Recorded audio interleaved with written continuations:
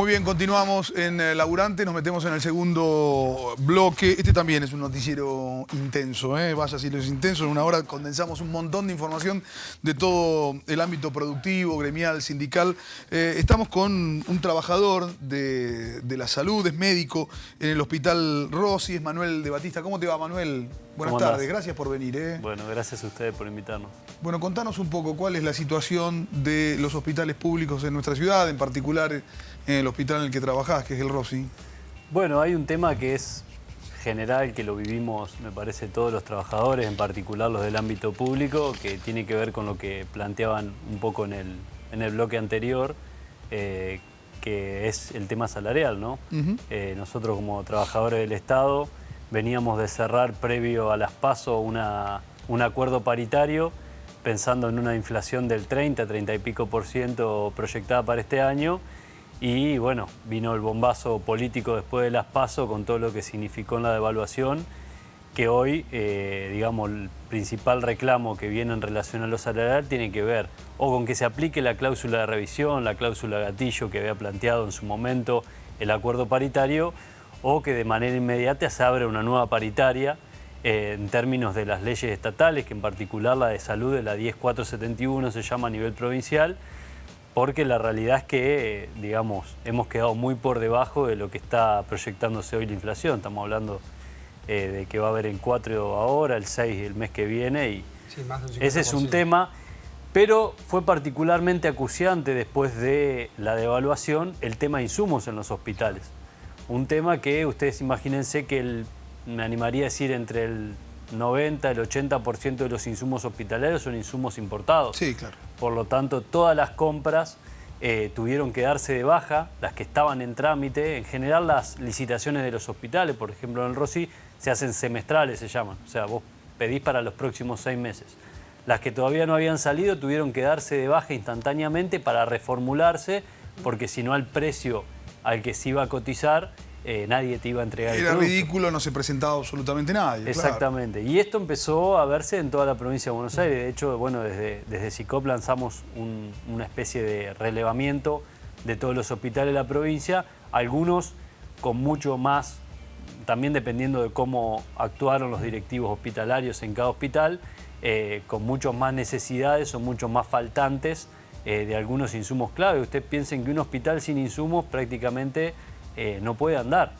Estamos hablando de gasas, suero, las cuestiones mínimas para funcionar, antibióticos. Sí, no estamos hablando del tomógrafo, del Rossi que estuvo. Estamos hablando de cosas más elementales todavía. Que si quieren tener la primicia mediática, sigue sin funcionar. Hicimos el informe lamentablemente, imagínense que hay que traer un tubo para que funcione el tomógrafo desde Alemania. O sea que también todo esto ha trabado ese tipo de cosas. Esa es la realidad en la que convivimos todos los días, obviamente con una demanda que ha aumentado al mismo ritmo que ha aumentado la crisis social. Te iba a preguntar eso, porque la demanda en los hospitales públicos debe estar en uno de sus picos históricos, porque cuando uno ve la cantidad de gente que se borró del sistema de salud prepaga, por ejemplo, y cuando uno ve lo que está pasando con los números de la desocupación en ascenso, estamos hablando de desocupados formales.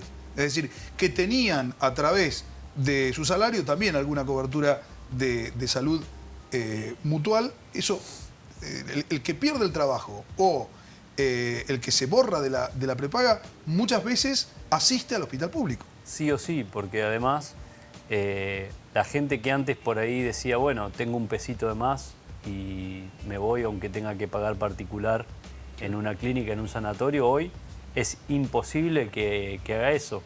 Y los hospitales, pensemos que la ciudad de La Plata tiene una particularidad que nuclea en una ciudad más de 7 hospitales. Claro. Está recibiendo, nosotros, qué sé yo, en el consultorio vemos gente de toda la provincia que no consigue dónde resolver su situación de salud y por cosas, yo hago cirugía particularmente, por cirugías que podrían realizarse en otros hospitales, no las están haciendo, entonces todo termina recayendo en los hospitales de la capital, que están completamente colapsados, porque la realidad es esa, ¿no? ¿Y cuál es la situación de los trabajadores? Recién hablábamos de la caída del salario real. Digo, la gobernadora después dio anuncios pos lo que sucedió en agosto. ¿Sirve eso de respuesta a la crisis? ¿Se ha efectuado? ¿Cómo lo analizan? ¿Cómo lo ven los y las trabajadoras de los hospitales? Mira, desde el punto de vista de lo que significa el bono que lanzó la gobernadora, primero que es ridículo el monto porque estamos hablando de 2 cuotas de 1.500 pesos, no te alcanza ni para llenar el tanque nafta, pero además No es para trabajadores que cobran menos de 38.000 pesos. Hoy, dentro de la ley 10471, son muy pocos los que cobran menos de 38.000 pesos porque ya con los plus de guardia y demás, digamos, hay algunos, pero seguro al 80% no lo va a agarrar. Por lo tanto, nosotros lo que venimos reclamando es reabrir la paritaria y poner la cuestión, digamos, formal de una paritaria, de una recomposición, acorde a la inflación que va a haber, que fue lo que veníamos reclamando, además de que veníamos discutiendo el recupero del año pasado, que se robaron el 15% del poder adquisitivo, ¿no?, con la inflación del año pasado. Pero bueno, esa es la situación que además tienen, digamos, particularmente los profesionales de la salud, hay una realidad que nadie o muy pocos profesionales viven solo del hospital. Claro. Eso es una realidad que nosotros la manejamos cotidianamente. Y entonces, digamos, ¿cuál sería la piedra angular para destrabar ahí? Que por lo menos trabajáramos en condiciones dignas y uno dijera, bueno, estoy trabajando cómodo en el hospital público. Y la verdad es que es todo el tiempo un cuesta arriba, reclamando un insumo, peleándote para que compren algo, tratando de resolver problemas de la gente que a veces, digamos, lo que vos estudiaste que tenés que hacer, no lo podés hacer porque no tenés las condiciones para hacerlo. Manuel, las condiciones cómodas de laburo también tienen que ver con la cantidad de personal que, por ejemplo, asiste a un médico. Digo, no sé, ¿cuántos son la cantidad de auxiliares de salud que necesitas para que los pacientes estén bien atendidos, para que se trabaje confortablemente? En ese aspecto, ¿se ha mejorado? ¿Asumieron con, por lo menos era lo que decían, el propósito de nombrar la cantidad de personal necesario para que ese déficit histórico que de algún modo había en el sistema de salud público de la provincia de Buenos Aires, de una vez por todas se terminase? ¿Qué pasó? Mira, la realidad es que si bien supuestamente en el Estado se congeló la planta, Salud no fue un lugar donde por decreto se congelara la planta y siguió habiendo ingresos, tanto de profesionales como de no profesionales. Obviamente esos ingresos nunca llegaron a ser lo que nosotros decimos la reposición 1 por 1, es decir, una baja, ya sea por jubilación, por fallecimiento, por lo que fuera, por una alta.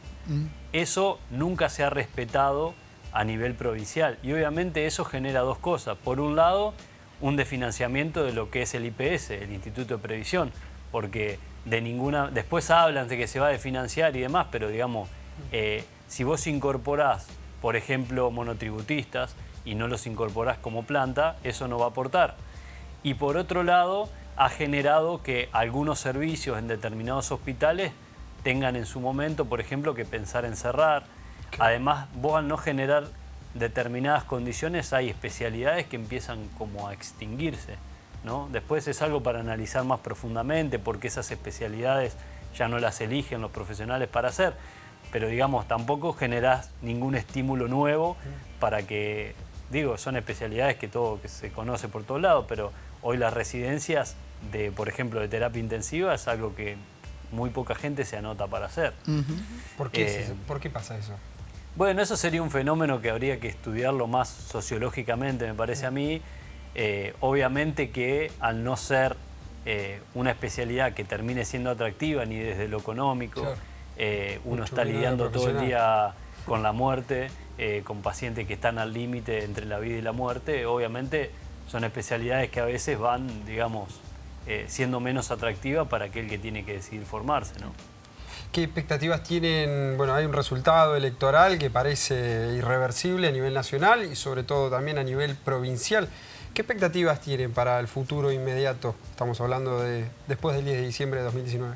Mira, la realidad es que nosotros como gremio nunca hemos tomado posición política porque, bueno, nos debemos a nuestros afiliados como representantes. Personalmente, creo que todos esperábamos, digamos, dar por tierra con lo que venía haciendo este gobierno, tratar de buscar un cambio.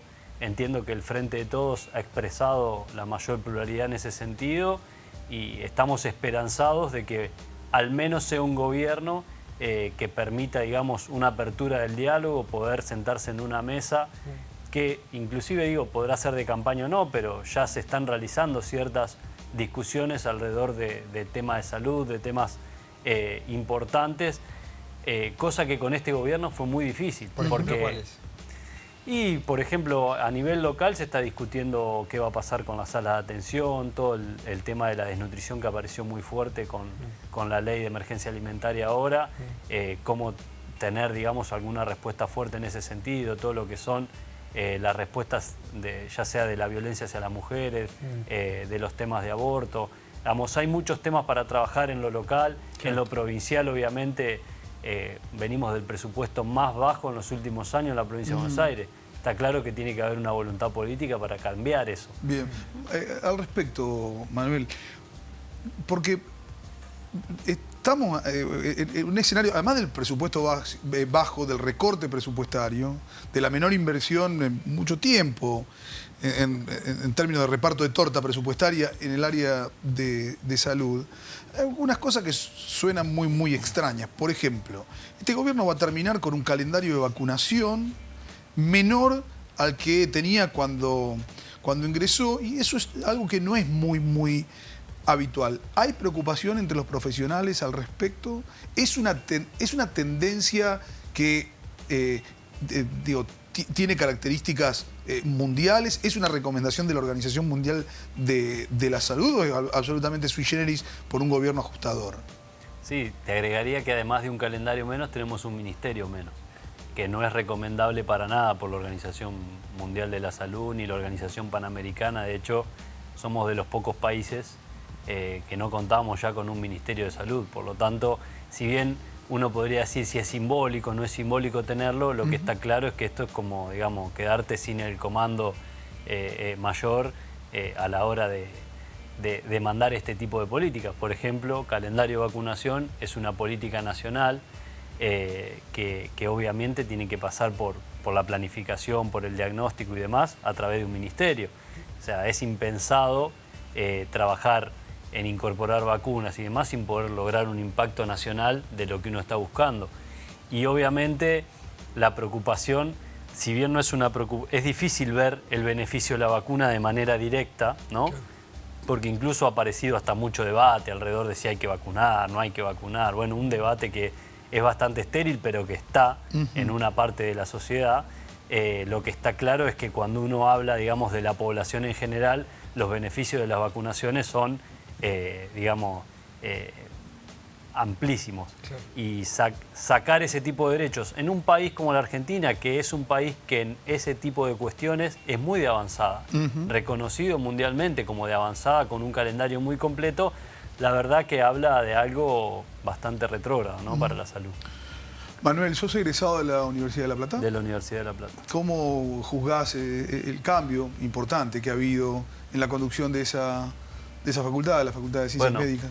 Particularmente somos fundantes de la lista de graduados que de hecho apoyó y fue parte de la piedra angular para cambiar eso, así que creo que con eso te contesto la pregunta. Pero sí, claro que obviamente sí. Tenemos diferencias, pero lo que más nos une es poder acompañar este proceso de cambio que se está dando en la facultad. Estamos organizando jornadas y cuestiones que antes eran impensadas. Encuentran eco. Sí, y abriendo debates que precisamente la universidad me parece que es el lugar para darlos. Podemos tener posiciones y miradas distintas con todos los actores universitarios, pero lo importante es poder tener un lugar, y si no es la universidad, ¿dónde?, para poder debatir sobre esas cuestiones, ¿no? Claro que sí. Manuel, muchísimas gracias por visitarnos y por estos minutos. Ustedes quédense con nosotros, una breve pausa y ya seguimos con mucho más.